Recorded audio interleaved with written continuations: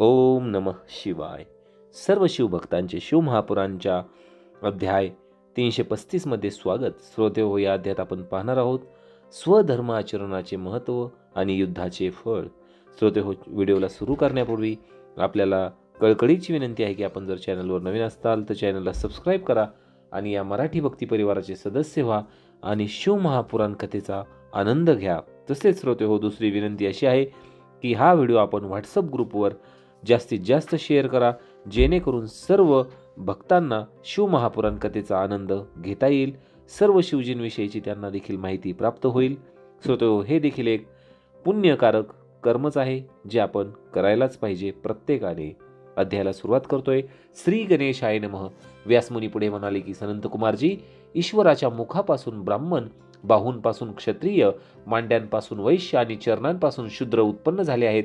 असे असूनही लोकांचा उच्च नीच स्थिती लोकांना कशा प्राप्त होतात? त्यावर सनंत कुमार म्हणाले की व्यासजी, मनुष्य आपल्या दुष्कर्मांमुळे अधोगतीस प्राप्त होतो, आपल्या स्थानावरून खाली येतो. या लोकी ब्राह्मण कुळात जन्म होणे ही मोठी भाग्याची गोष्ट आहे. ब्राह्मणत्व अति दुर्लभ आहे. ते मोठ्या तपश्चर्येने व कष्टाने प्राप्त होते. ब्राह्मणत्वाने स्वर्गादी श्रेष्ठ गती व मोक्षही प्राप्त होतो. म्हणून ब्राह्मणाने समाजातील आपले स्थान, त्याचे महत्त्व, त्याचे धर्म आणि कर्तव्य या गोष्टी सर्व नीट विचारात घेऊन वागले पाहिजे. कितीही दुःख प्राप्त झाले, मोहाचे कितीही प्रसंग आले तरी आपले ब्राह्मणत्व भ्रष्ट होणार नाही याची काळजी घेतली पाहिजे. त्या स्थानाचे रक्षण केले पाहिजे. वर्णाश्रम धर्माला अनुसरून वागण्याने आणि स्वहितार्थ जनहितार्थ सत्कर्मरत राहण्याने त्या स्थानाचे रक्षण होते. श्रेष्ठ स्थान प्राप्त झालेल्या मनुष्याने आपली अधोगती होऊ नये म्हणून विशेष प्रयत्नशील राहावे. हातून प्रमाद घडू नयेत. आळस आणि बेजबाबदारपणा यांना थारा देऊ नये. नित्य सावध आणि तत्पर असावे.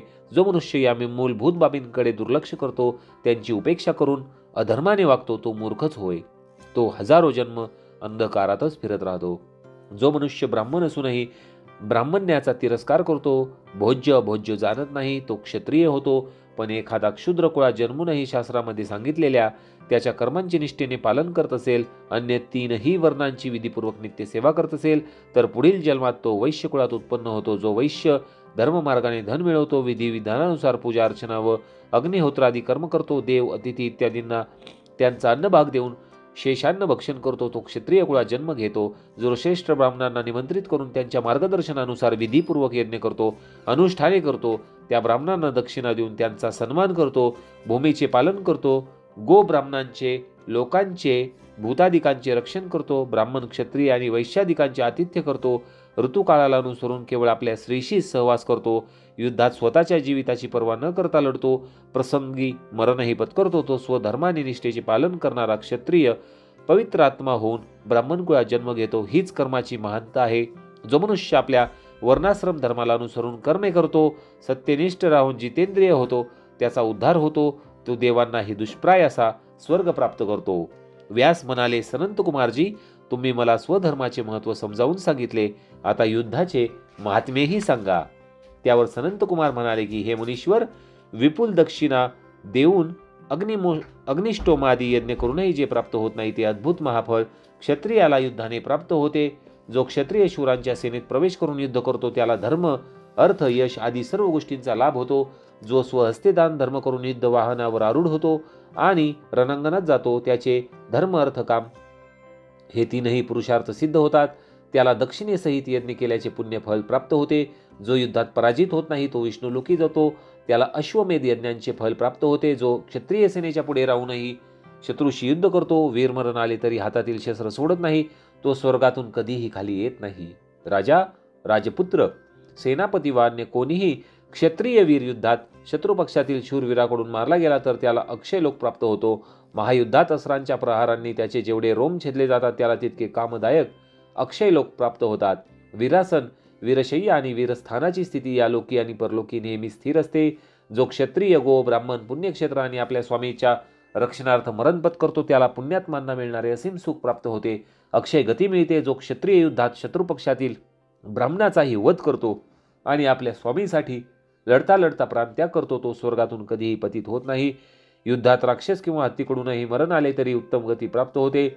सामर्थ्यवान मनुष्य या जगात शेकडो यज्ञ करू शकेल, पण युद्धात स्वदेहाचा त्याग करणे ही फार कठीण गोष्ट आहे.